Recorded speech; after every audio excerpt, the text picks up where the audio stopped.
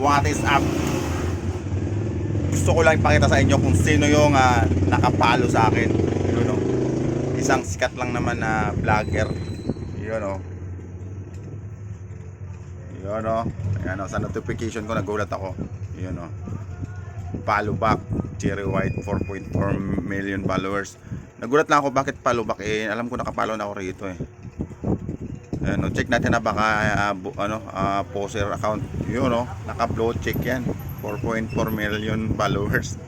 Hindi yan fake account, boy. Yan, buti pa itong si Miss Cherry White kahit sikat na, di ba? Nagpapalo pa rin sa mga ordinaryong tao tulad ko, mga nag-uumpisa pa lang na vlogger. Ayun, no? Viral yung ano nyo, 17 million views nung nakarang araw lang, di ba? Tingnan mo mga views niya, ang tataas, di ba?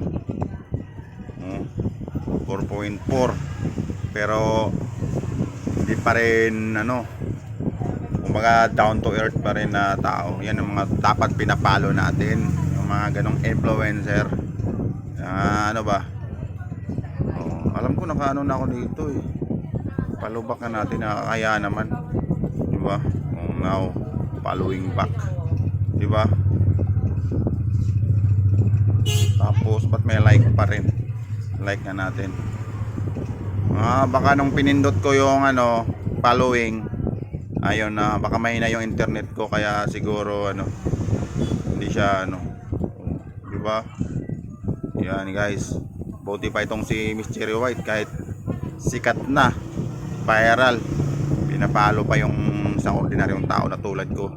Pero yung iba dyan, mga kakilala natin, mga kamag-anak, mga kaibigan, hindi mo lang nakapalo sa atin. Real talk yan, di ba? Ito talaga mga tao na mababait guys, kahit sikat na, hindi pa rin lumaki ulo, di ba? Yan yung last niya na video na napanood ko, 17 million. Yun, no? Di ba? Sana makamit ko to in person at makapagawa mo lang ng kahit short videos lang, pang pang intro sa vlog, di ba?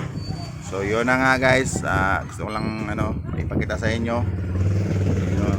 At maraming salamat sa panonood. Bye bye.